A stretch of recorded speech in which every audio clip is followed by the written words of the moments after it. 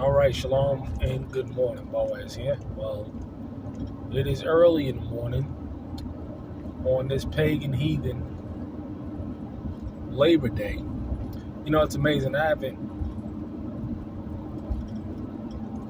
celebrated any of these holidays for so long, I really don't even remember what they mean. It's interesting how you can forget paganism or forget things that you once used to celebrate all the time. It's wiped from my mind. I don't care. But, you know, I had someone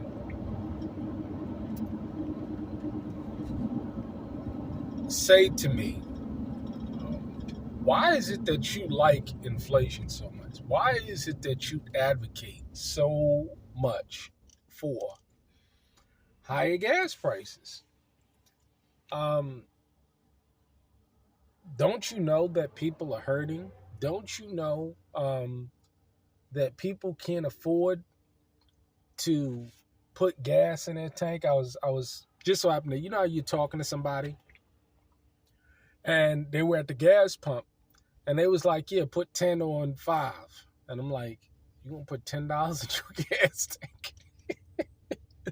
But this is how people fill up their gas tank because they can't afford to go ahead and fill up their gas tank. So what they'll do is they'll put $10, $15, $20 in the tank.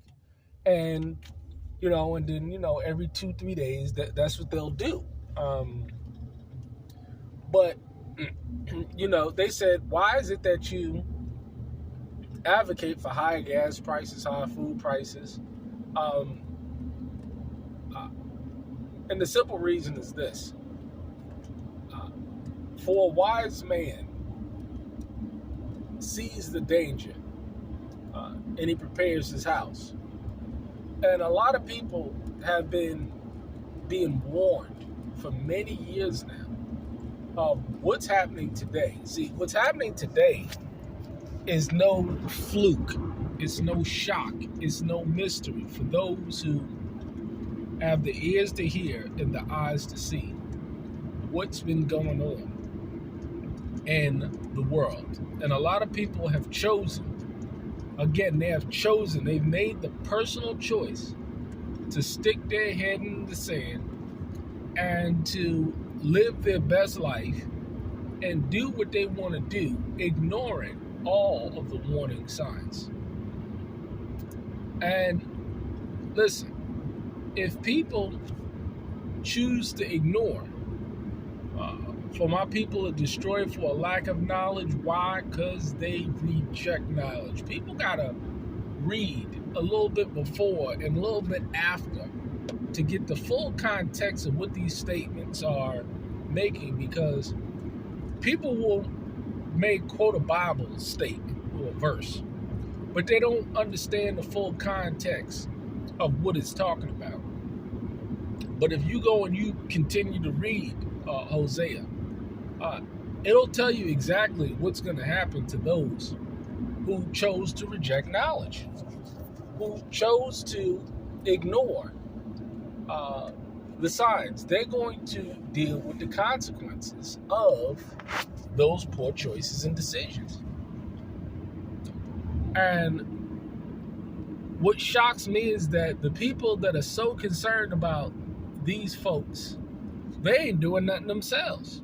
See, we live in a world and in this generation where we have an entitlement mentality. People living in a damn dream world, thinking that everything is just going to be okay just because they exist.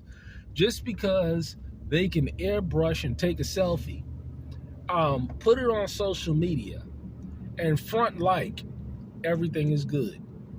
But when you speak to individual people in the conversations, I'm telling you, man, things are just going bad, and everybody's just, see, fronting is the new success. Yeah, that's that.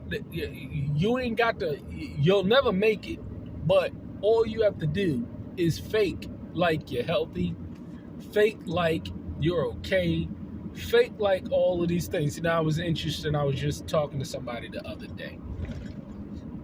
And boy, on social media do they present such a way. But talking to them, I've known them for years. Life is miserable, dealing with all types of sicknesses and diseases. I mean, it's sad. It's sad. But this is what the society that we've cultivated and we've condoned through passivity. This is what people have chosen to do because it's much, much easier to front and to put in emojis and filters. It's easier to do that than to put in the hard work. And that's the problem that we're having. People just simply they don't want to put in the hard work. Because anything in life that's worthy of attaining, it's going to come by way of hard work. And this society has duped us in believing that people could just get on Instagram or OnlyFans and make a lot of money by just doing a whole bunch of foolishness. And it's amazing how you have on Instagram, TikTok, people making $7,000 a video a day by doing dumb shit, dancing and twerking it. I mean, it's sad. And so what's happened is that people look at these people and say, you know what, this is the way of the world. But see, that's just a small segment of the population. The average person is struggling, broke and destitute. And one alternator blowout, one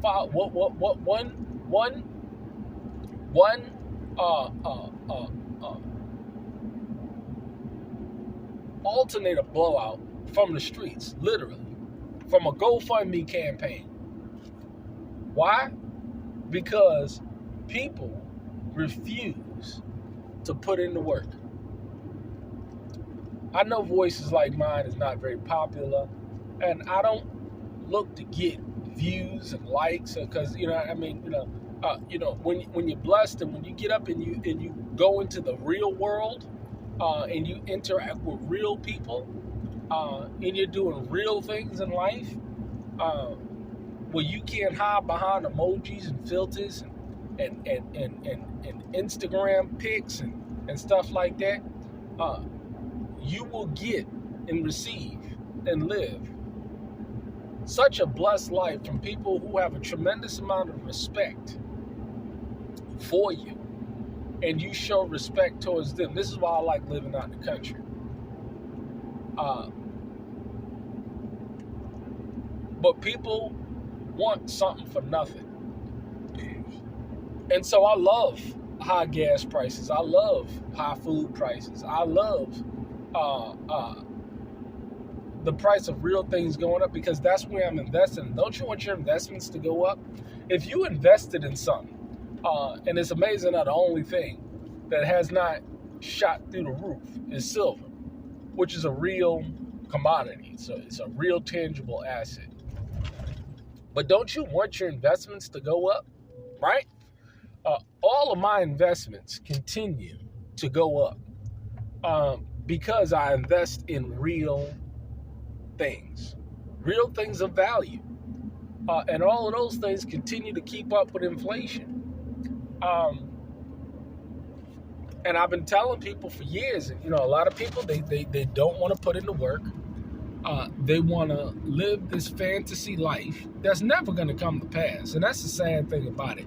I've been noticing more and more people that are choosing to live this fantasy life and these fantasy thoughts.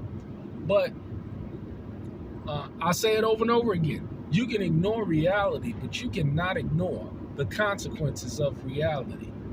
What happens when an unstoppable force meets an immovable object? And that immovable object is reality.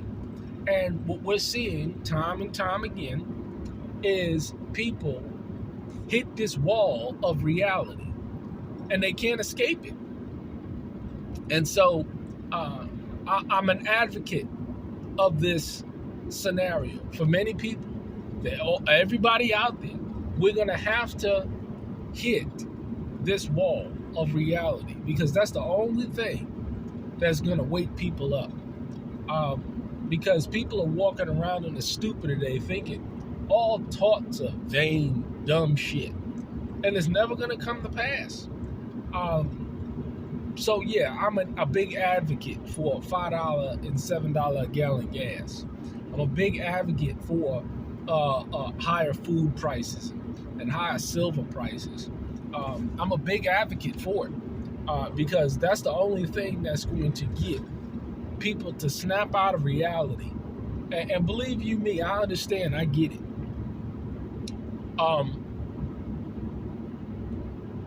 The scriptures even prophesize of people that regardless of how much truth you put in their face, how much facts that you put in their face, they're not going to wake up. They're never going to wake up.